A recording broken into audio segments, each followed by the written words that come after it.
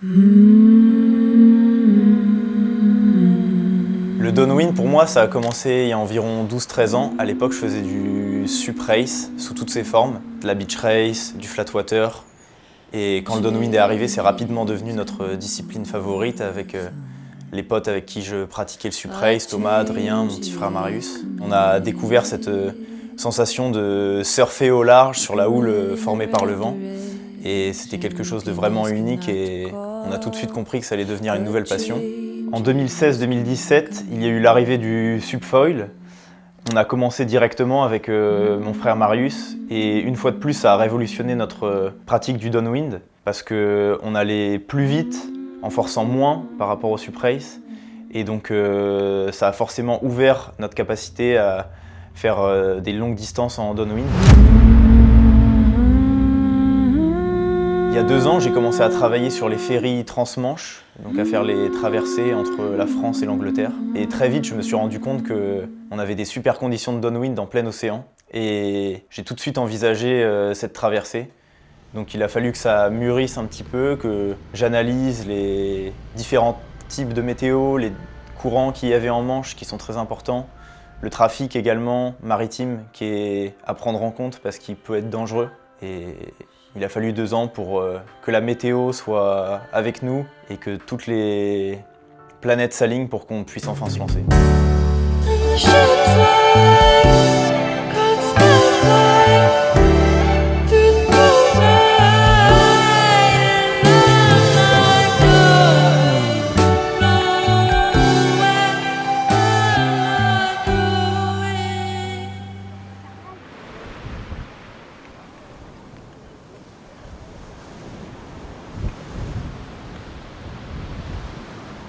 Ah yes, il y a du bump.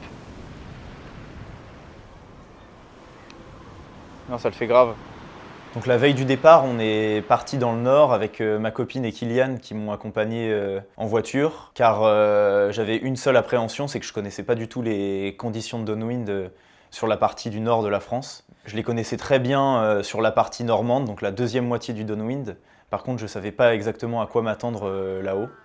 Donc on est parti la veille et on a été se faire une session au niveau du Cap Griné qui était mon point de départ envisagé. Just give me time and I'll find a way to make it a better day so we can go on, yes on and on.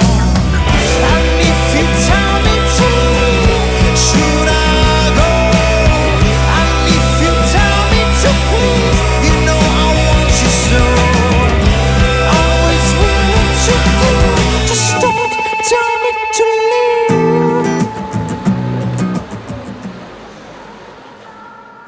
Bon, de toute façon, je te repasse un petit coup de fil demain ou je te tiens au jus demain. De toute façon, t'as vu, j'ai fait les groupes WhatsApp donc. Le matin du jour J, je me suis réveillé du coup un peu anxieux parce que j'avais jamais fait d'aussi longue distance et des efforts aussi longs. Je savais que pour cette descente de la Manche, j'allais partir pour un effort entre 8 et 10 heures si tout se passait bien. Et ça, c'était vraiment tout nouveau pour moi. Le gros challenge là-dedans, c'est que vu que j'étais en solitaire, j'avais pas de ravitaillement, pas d'assistance. Et je partais avec toute ma ration d'eau, ma ration de nourriture que je portais sur moi, donc j'étais limité. Et donc voilà, il y avait un peu d'appréhension au moment du départ.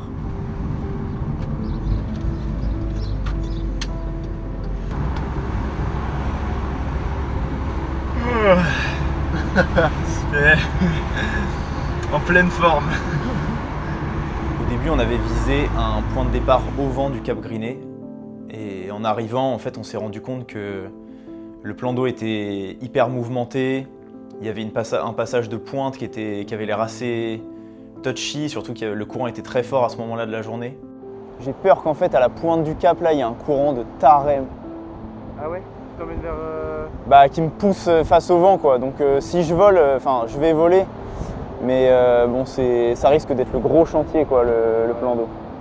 Donc on a préféré changer de plage et partir juste sous le vent du Cap Griné. Et au final, c'était un super choix parce que là-bas, les bumps étaient très bien au large.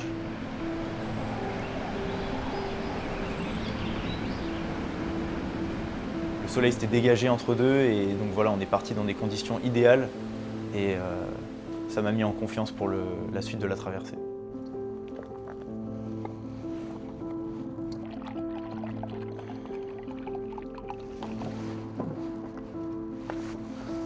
Là, du coup, je pars avec 4 litres d'eau. Et voilà, c'est un peu la plus grosse problématique. Parce que plus t'as d'eau, plus t'es lourd. Donc en subfoil, c'est quand même pas l'idéal. Et d'un autre côté, la déshydratation, c'est ce qui va être chaud parce qu'il fait assez chaud en ce moment. Et en subfoil, tu chauffes assez vite vu que t'es dos au vent. Mais bon, 4 litres, ça devrait suffire avec des électrolytes dans 2 litres. Voilà. La page sera mise à jour automatiquement quand les données de position seront disponibles. Aubert est en direct. Là, la loc en direct, je vais vous l'envoyer sur le groupe WhatsApp pour que vous puissiez me suivre. Niveau nourriture, j'ai une dizaine de barres protéinées et j'ai des gels, caféine, sodium, histoire de tenir le coup. J'ai mon camel ici, ma banane avec toute ma nourriture. Et voilà, après, j'essaie d'être le moins chargé possible quand même. J'ai ma para-wing, forcément. Ma pagaie, mon leash.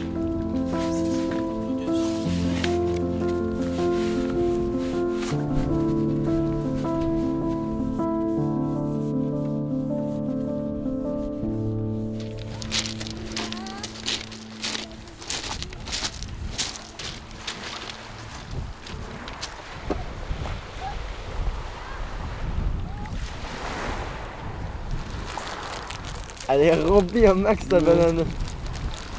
Ah, là, j'ai de quoi faire normalement. Le cross-grainé pour un essai radio. La station celle pour un essai radio de cross-grainé, vous êtes 3 hectares. Le vent est en place.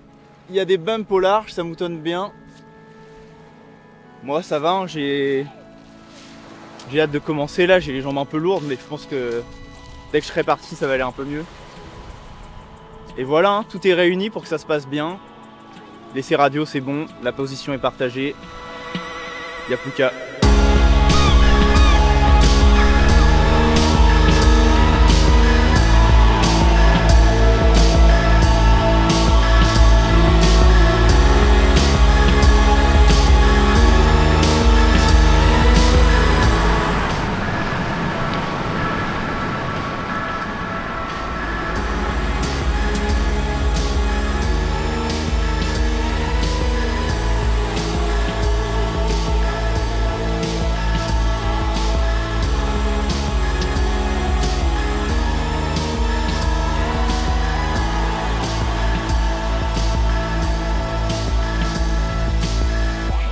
Trajectoire en ligne droite me donnait une distance d'environ 180 km.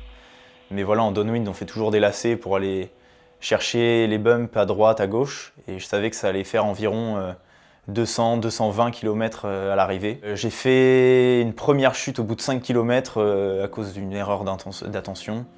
J'ai perdu mes lunettes, c'était un peu la galère. Mais après ça, je suis reparti et j'ai réussi à faire un vol de 110 km sans poser. Là, dans des conditions qui étaient vraiment parfaites. Les bumps étaient super alignés, c'était du tapis roulant.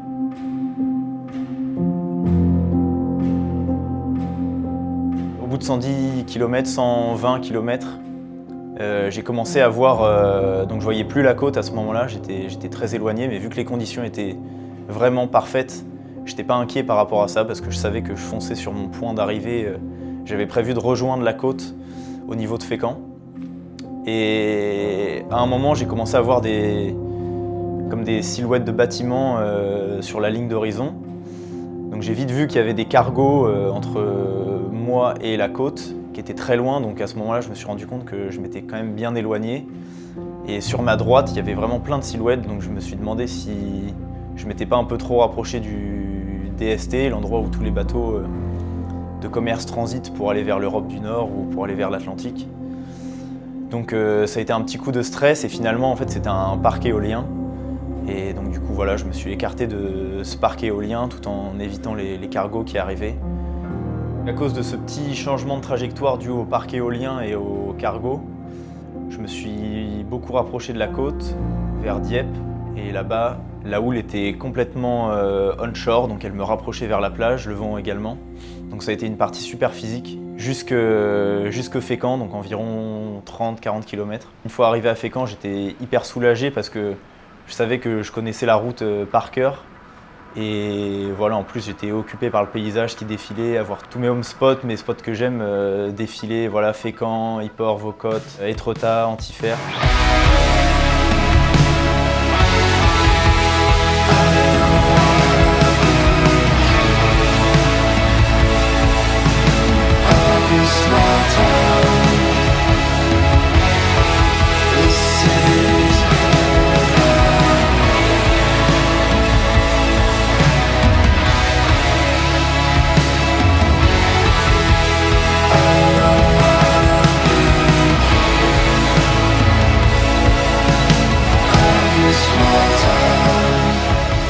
Finalement, j'ai pas trop souffert physiquement parce que les moments où j'ai commencé à être dans le rouge, c'était quand je suis arrivé sur les spots que je connaissais, donc vers Fécamp, tout ça. Du coup, à ce moment-là, j'ai oublié la douleur qui aurait pu s'installer et je me suis juste concentré sur les spots qui défilaient et arriver au point d'arrivée.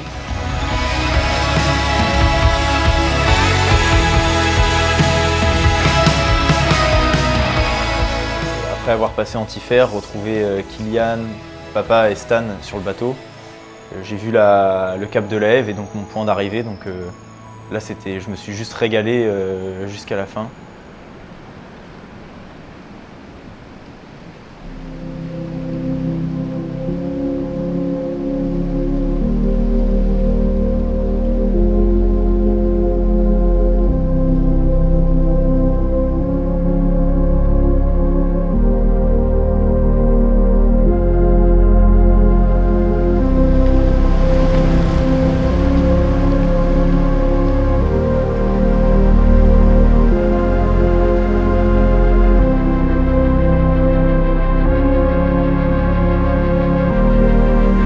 Finalement, c'est la seule discipline dans laquelle on évolue juste avec la force des éléments. On n'a pas de voile, on n'a pas de moteur, donc du coup, il y a juste notre lecture du plan d'eau qui peut nous permettre d'avancer et l'effort physique qu'on va procurer.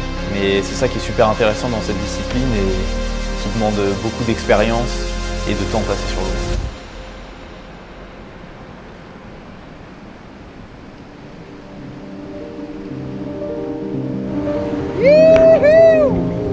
La folie! Poitou! C'est un monstre! C'était aussi le but de la traversée, de faire une arrivée sur mon spot au cap de la Hève, la baie du Havre, pour célébrer ça avec tous mes potes, ma famille, et aussi mettre en avant tous les partenaires qui me suivent, qui sont des partenaires locaux pour la plupart. Donc l'École nationale supérieure maritime et la communauté urbaine du Havre, deux de mes partenaires principaux. Duotone, évidemment, qui me suit depuis toujours pour le Suprace, la Wing, le Downwind. Voilà, j'ai toujours pu compter sur eux pour avoir le matériel au top. Et évidemment, Stan et Sport Maximum qui ont été mes premiers partenaires et qui étaient une fois de plus à mes côtés pour finir la traversée. Donc voilà, c'était cool de mettre en avant tous les gens sur qui je peux compter depuis le début.